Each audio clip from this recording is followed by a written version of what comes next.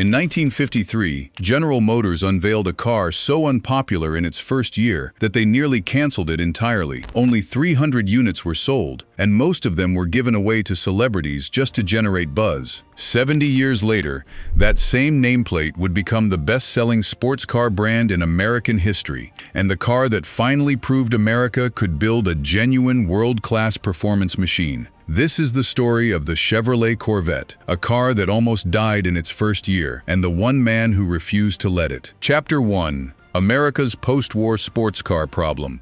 After World War II, American soldiers returning from Europe brought back an appetite for something the U.S. auto industry didn't really offer: small, nimble, exciting sports cars like the MG and Jaguar they'd encountered overseas. American manufacturers were still focused almost entirely on large, comfortable family sedans. Harley Earl, GM's legendary head of design, recognized this gap and pushed to create an American two-seat sports car. His team developed a concept car unveiled at GM's 1953 Motorama Auto Show in New York, called the Corvette, named after a small, fast naval warship. Public reaction at the show was overwhelmingly positive, and GM rushed the car into limited production almost immediately. Chapter 2. The Near Disaster of 1953-54. The rush to production caused serious problems. The first Corvettes were built with a fiberglass body, an unusual and risky choice at the time, meant to save on tooling costs. Paired with a mediocre engine, GM's standard Blue Flame inline-six, borrowed from sedans, and only an automatic transmission, no manual option. Performance enthusiasts, who wanted a genuine sports car, were unimpressed by an underpowered engine mated to an automatic gearbox typically found in family cars. Sales were disastrous. In 1953, only 300 units were produced, all hand-built. In 1954, GM ramped up production to over 3,000 units, expecting demand to grow. But sales collapsed to a fraction of that, leaving unsold inventory piling up at dealerships. Internally, GM executives seriously debated canceling the Corvette program entirely after just 2 years. Chapter 3. The man who saved the Corvette. The Corvette's survival came down largely to one man, Zora Arkus-Duntov, a Belgian-born engineer who joined GM in 1953 specifically because he was captivated by the Corvette concept and believed it had unrealized potential. Duntov became convinced the car needed real performance credentials, not just style. In 1955, Duntov pushed to install GM's new small-block V8 engine into the Corvette, transforming its performance dramatically, and by 1956, a manual transmission option was finally introduced. Duntov also became a fierce advocate for the Corvette internally, using motorsport success, including a strong showing at the 12 Hours of Sebring endurance race in 1956, to prove the car's legitimacy as a genuine performance machine, not just a styling exercise. Duntov's influence over the following 2 decades was so significant that he became known as the father of the Corvette, continuously pushing the car toward higher performance, even against internal GM resistance. Chapter 4. The Stingray Era and Golden Age.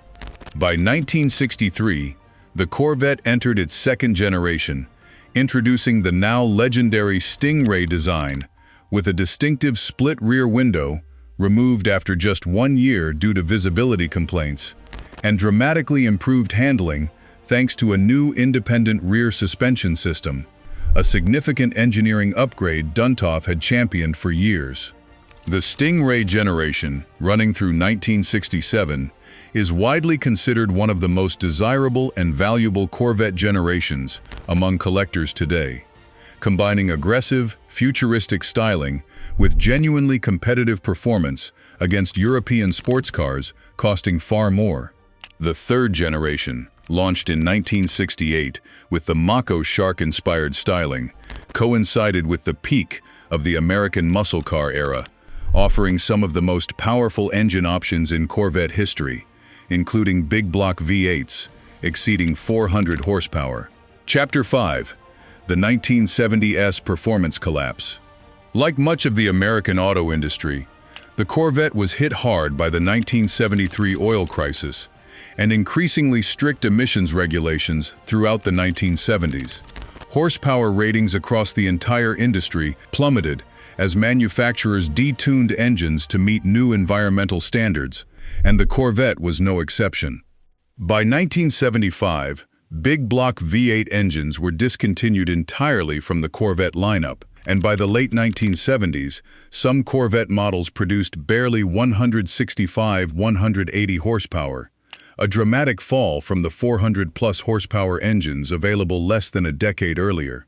Enthusiasts and automotive journalists openly mocked the Corvette during this period as a shadow of its former self, all style with little substance underneath.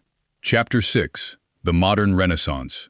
The Corvette's recovery began gradually through the 1980s with the fourth generation, launched in 1984, which focused on improved handling and modernized engineering, followed by the fifth generation in 1997 that brought back genuine performance credibility with a new LS1 V8 engine producing 345 horsepower.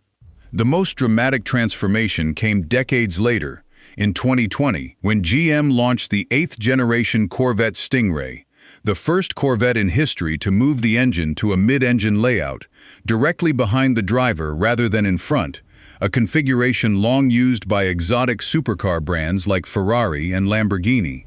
This radical redesign was aimed squarely at competing with European supercars at a fraction of their price, and it worked. The C8 Corvette received widespread critical acclaim for offering supercar-level performance at a mainstream price point. 70 years after nearly being canceled due to disastrous first-year sales, the Corvette has become the longest continuously produced sports car nameplate in American automotive history and one of the best-selling sports cars in the world. Its survival came down to one stubborn engineer who refused to let GM's rushed styling exercise die as an underpowered failure. The Corvette's story proves that even a disastrous launch doesn't have to be the end. Sometimes the right person, fighting for the right idea, can turn a near failure into one of the most enduring icons in automotive history.